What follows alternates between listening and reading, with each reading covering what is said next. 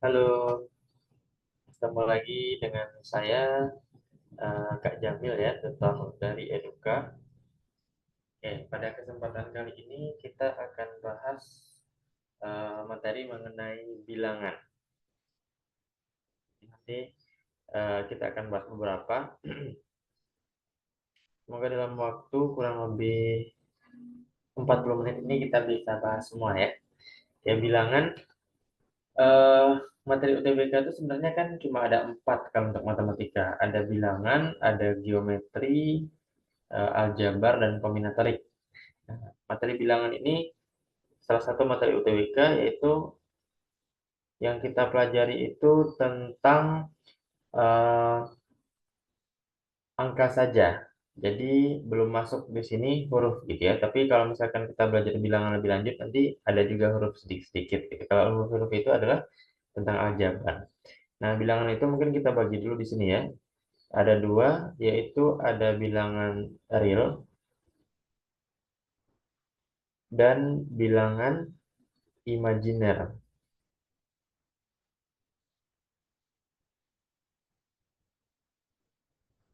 Oke, kita berawal dari imajiner dulu. Imajiner itu adalah bilangan khayalan. Oke, satu-satunya contoh bilangan imajiner adalah akar negatif. Misalkan akar negatif 4. Nah, ini khayalan. Jadi nggak ada seharusnya ya bilangan itu. Oke. Nah, bilangan real berarti selain bilangan imajiner. Oke, contohnya bilangan bulat, bilangan pecahan, dan sebagainya. Bilangan real ini nanti kita bisa bagi juga menjadi dua.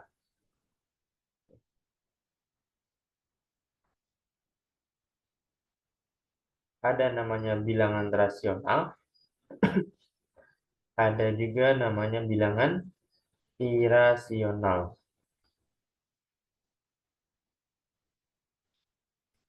Oke, kita mulai dulu dari irasional. Irasional itu bilangan tidak masuk akal ya. Oke, irasional. Contohnya satu-satunya yaitu pecahan dengan menggunakan akar sebagai penyebutnya. Nah, ini irasional. Jelas ya? Kalau yang rasional berarti selain irasional. Oke, yang rasional itu nanti kita bisa bagi menjadi bilangan bulat dan juga bilangan kalau Kak sebut bilangan tidak bulat gitu ya. Terdengar sedikit aneh, cuma rinci. Oke, kita mulai dulu dari bilangan tidak bulat. Bilangan tidak bulat itu terbagi lagi menjadi dua. Ada bilangan pecahan dan ada bilangan desimal. Oke ya. Nah, pecahan mungkin sudah tahu semua, yaitu ada pembilang sama penyebut. Contohnya 3/8, 2/7, dan seterusnya. Kalau desimal berarti pakai koma, misalkan 3,7 dan seterusnya. Oke ya, kalau bilangan bulat sekarang. Bilangan bulat itu terbagi tiga. Ada bilangan asli, atau disebut juga bilangan bulat positif. Kemudian ada bilangan cacah, ya, itu bilangan bulat positif plus nol, cacah itu. Dan ada bilangan bulat negatif. Ya, jadi kalau bilangan bulat positif, awalnya adalah satu ya. Satu, dua, tiga, dan seterusnya. Ya, bilangan cacah itu mulai dari nol dan ditambah dengan bilangan asli. Bilangan negatif berarti dari min satunya di sana ya, berarti min satu di kiri. Ini min tiga kita buat dulu, min dua, min satu. Jadi mulai dari min satu sampai seterusnya ke belakang. Oke ya. Kita lanjutkan bilangan asli atau bilangan bulat positif ini terbagi dua juga. Oke. Ada yang namanya bilangan prima dan ada namanya bilangan komposit. Ya, prima dan ada namanya bilangan komposit. Apa itu prima dan komposit? Nah, Ini dua berlawanan ya. Kalau prima itu adalah bilangan yang punya dua faktor atau pembagi. Ya. Contohnya apa? Contohnya adalah 2, 3, 5, 7, dan seterusnya ya. Kalau bilangan komposit berarti bilangan selain bilangan prima. Nah, contohnya adalah 1, 4, 6, 8, dan seterusnya. Yaitu pembagian dari bilangan. Nah, untuk imajiner kita tidak belajar ya, karena imajiner itu tidak masuk ke materi SNBT. Oke, kita lanjutkan. Di bilangan ini yang kita perlukan adalah operasinya. Kita geser sedikit ya. Oke, operasi bilangan. Ada 6 ya operasi bilangan itu. Di SD ada 4 yaitu kali bagi tambah kurang. Di SMP tambah satu lagi pangkat dan di SMA tambah satu lagi akar. Oke.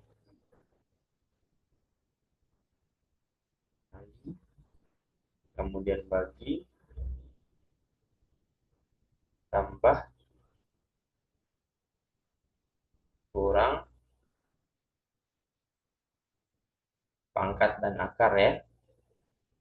Pangkat akar. Oke. Mungkin untuk kali bagi tambah kurang tidak terlalu kita bahas ya, karena ini harusnya semuanya bisa. Oke, untuk kali dulu mungkin kita hanya sedikit satu bahasan aja yaitu perkalian berkoma. Mungkin yang masih bingung ya atau masih yang kurang bisa. Contohnya 2,20. Oke, dikali 0,0400. Hasilnya berapa? Oke, tinggal kita kalikan. Caranya adalah kalau ada koma dan ada nol paling belakang atau tidak ada lagi setelah nol itu angkanya, maka nol ini tidak penting. Boleh kita hapus atau kita coret. Nah, ini juga sama ya. Oke, habis itu tinggal kita kalikan angkanya. Berarti ini yang dikalikan adalah 22 dikali 4 saja. 22 kali 4 berarti 88. Oke. Nah, 88 itu kita lihat ada koma atau tidak. Nah, sekarang kalau ada bilangannya berkoma yang kita kalikan, berarti kita hitung banyak komanya. Oke, saya totalkan ya. Ini ada satu sebelah kiri, dua sebelah kanan. Berarti 3 angka belakang koma. Kita hitung 1, 2. Karena 2 berarti tambah 0, 1 lagi. Baru pasang koma. Kalau nggak ada angka di sini berarti tambah dengan 0. Oke ya, itu perkalian. Selanjutnya pembagian. Oke, pembagian misalkan 3,01, 3,06 lah ya, dibagi sama 0,003. Oke, cara baginya adalah tinggal kita bagi angkanya hilangkan koma, berarti 306 dibagi 3. Oke, yaitu 102 ya. Nah, sekarang kita hitung selisih komanya kalau misalkan pembagian. Berarti selisihnya 1 ya, di atas 2, di bawah 3. Nah, karena koma di bawah lebih banyak, berarti yang selisihnya tadi adalah penambah 0. Berarti tambah 0 di sini 1. Ya, jadi hasilnya adalah 1020. Nah, untuk tambah kurang mungkin tidak kita bahas. Oke, sekarang pangkat dan akar. Oke, pangkat dan akar ini sebenarnya satu kesatuan ya, pelajarannya tentang eksponensial. Oke, eksponensial ini bentuk umumnya kan kalau kita punya 3 pangkat 4 misalkan, berarti 3 itu kita kalikan dengan dirinya sendiri sebanyak pangkatnya ya, itu yang namanya bilangan berpangkat, berarti sebanyak 4 kali seperti itu. Nah, kalau kita kalikan, ini hasilnya adalah 81. Oke, nah untuk pengerjaan soal kita butuh sifat-sifatnya. Ya, sifat-sifat bilangan berpangkat ada 12. Jadi buat satu-satu, yang pertama itu kalau kita punya A pangkat B, maka ini artinya adalah A dikali A dikali A dan seterusnya sebanyak B kali. Oke.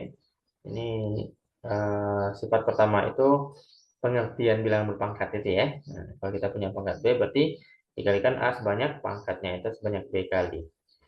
Yang kedua sifatnya kalau kita punya bilangan A, nah di disclaimer dulu bahwa A, B atau apapun itu nanti, yang huruf itu bukan 0 gitu ya. Jadi A, B, C atau sebagainya itu bukan 0.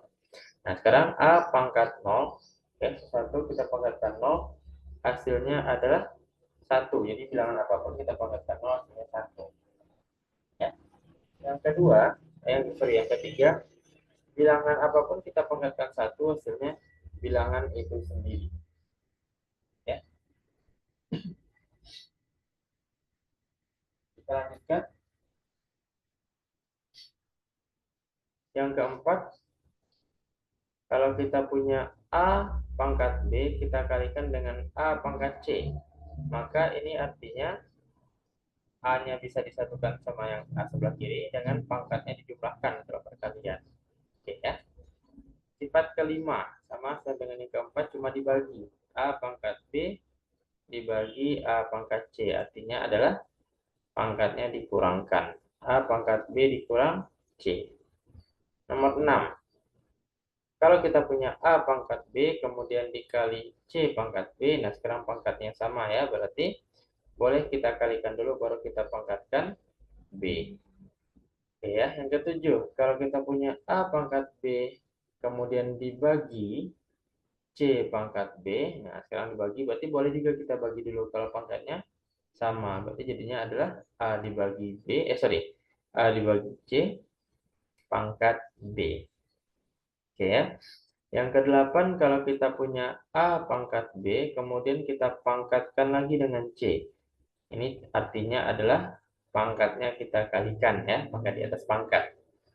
Oke, nomor 9, kalau kita punya A pangkat negatif, misalkan pangkat negatif B, maka ini tidak bisa kita kerjakan. Satu-satunya cara kita jadikan positif, caranya adalah jadi 1/, ya. Nah, seperti ini. Oke. Sifat ke-10. Kalau kita punya persamaan A pangkat B sama dengan A pangkat C, kalau A-nya sama, pastilah pangkatnya juga sama. Oke ya. Dan yang ke-11, kalau kita punya A pangkat B sama dengan C pangkat B, kalau pangkatnya sama, pastilah bilangan dasar atau yang bawahnya itu juga sama. Oke. Dan yang terakhir, kalau kita punya pangkat pecahan B per C pangkatnya, ini artinya A pangkat B, jadi B pembilangnya itu adalah pangkat aslinya, dan C itu adalah akarnya. Nah, ini boleh kita buat seperti ini, atau boleh kita akarkan dulu juga boleh. Oke, akar pangkat C baru kita pangkatkan B. Jadi tergantung soal yang mudah nanti kita kerjakan bagaimana caranya. Oke ya. Oke, itu tentang bilangan berpangkat dan akar. Nomor 12 ini akar ya. Oke.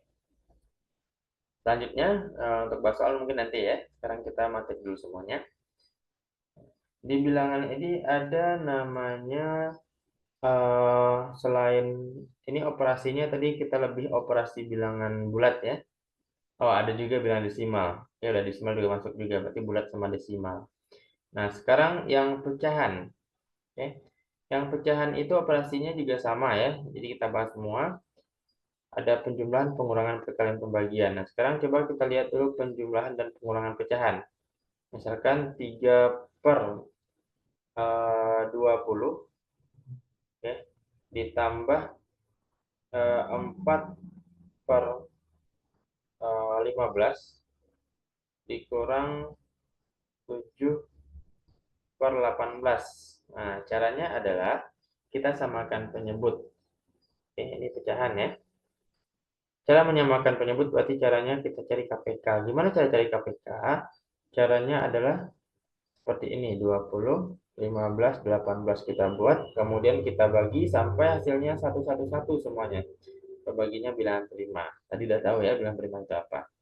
Ini 2 kita bagi dulu, ini 10, ini 15, ini 9. Jadi kalau nggak bisa dibagi, ya nggak usah dibagi, buat aja itu. Oke. Terus dibagi 2 lagi, ini berarti 5, 15, dan 9. Oke, kemudian dibagi berapa lagi nih? Dibagi 3 lagi ya. Ini 5, 5, 3. Oke, dibagi 3 lagi.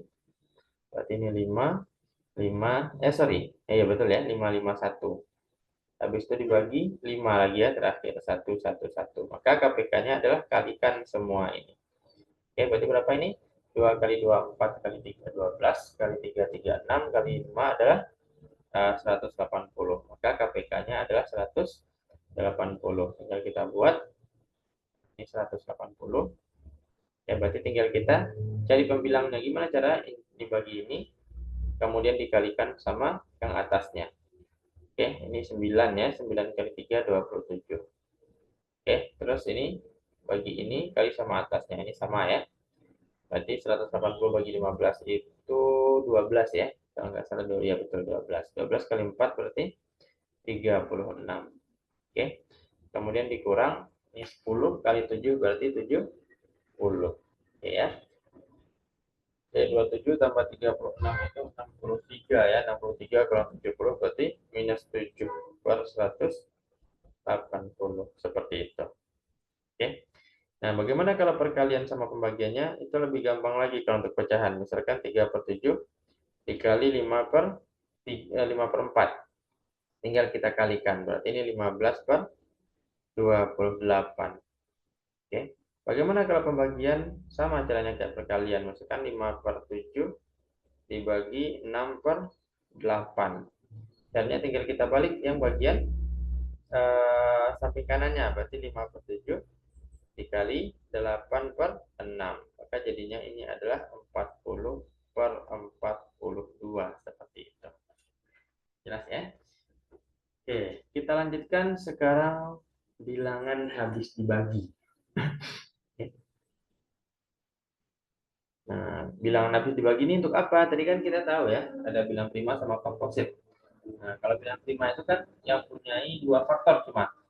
Nah, sekarang kalau misalkan ditanya 111 itu prima atau bukan? Nah, berarti kan kita cari faktor yang lainnya itu berapa? Selain satu dan dirinya sendiri gitu ya. Kalau satu dan dirinya sendiri ada dua faktor.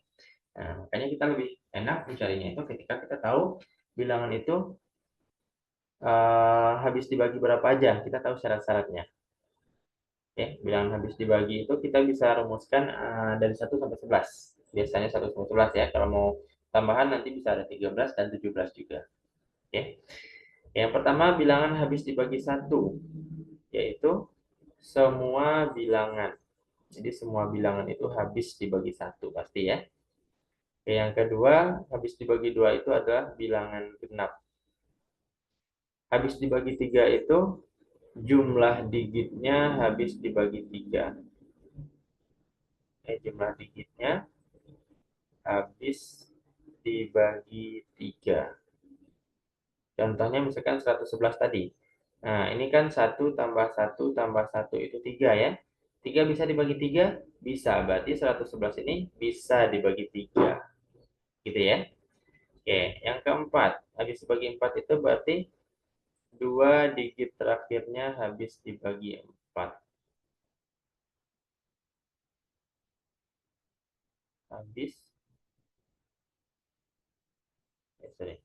Habis dibagi 4. Oke, contohnya 24. Nah, mau kita buat berapapun sebelah kiri ini, misalkan 157, 15.724 ya, bisa dibagi 4. Kenapa? Karena 2 digit terakhirnya atau 24 bisa dibagi 4. Oke, 5. Kalau 5 itu, nah, ini nggak susah ya, digit terakhirnya pasti 0 atau 5. Oke, 0 atau 5. 6. Nah, 6 ini kan berasal dari 2 kali 3 ya. Artinya dia harus genap. Kalau 2 tadi kan genap ya. Dan 3 ini apa tadi? Dan jumlah digitnya habis dibagi 3.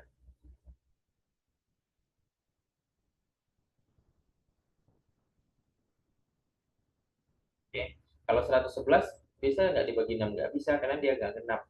Jadi salah satu. Intinya dua-duanya harus masuk ya. Harus mengikuti kedua-duanya. Contohnya adalah misalkan 126. Nah, ini kalau kita jumlahkan kan adalah 9 ya. Ya, 9 dibagi 3 bisa. Kemudian dia genap, genap. Nah, artinya dia bisa dibagi 6. Oke. Kemudian dibagi 7 ini gini caranya. Misalkan kita punya 511. Caranya adalah kita ambil angka terakhirnya ini, oke. sorry, kita ambil dua angka terakhir, dua angka, bukan dua angka ya, kita ambil selain angka terakhirnya, kemudian angka terakhirnya kita kali dua, ya berarti 1 kali 2 2 ya, kita kurangkan, berarti ini jadinya adalah 49 kan. Kita cek 49 bisa dibagi 7, bisa, berarti 511 itu bisa dibagi 7. Oke, kalau bagi dibagi 8, berarti kita lihat adalah 3 digit terakhirnya. Nah, 3 digit terakhirnya habis dibagi 8. Kalau ada 3 digit terakhir habis dibagi 8, maka pasti bilangan itu habis dibagi 8. Contohnya 3 digit terakhir bisa dibagi 8 itu 136 ya. 136 itu kan habis dibagi 8. Kalau mau kita tambah angka di sini 787 atau 786, ini pasti bisa juga dibagi 8. Kenapa? Karena 3 digit terakhirnya bisa dibagi 8. Jelas ya? Oke, 9. 9 itu sama kayak 3, jadi kembaran ya. Oke, cuma jumlah digitnya kalau 3 itu habis dibagi 3, maka ini jumlah digitnya habis dibagi 9. Oke, nah, terus contohkan ya sama kayak 3. Kalau 10 paling gampang. Oke, digit terakhirnya 0, hanya itu yang bisa dibagi 10. Oke, nah 11, perhatikan 11 langsung ke contoh aja. Tekan 9, 3, 7, tunggu. 2. Ini bisa dibagi 11. Gimana caranya? Kita jumlahkan digit-digit yang bersilangan. Berarti 9 tambah 7, 16. Oke ya. Kemudian 3 sama 2. 3 tambah 2, 5. Oke. Nah, selisihkan berarti 11.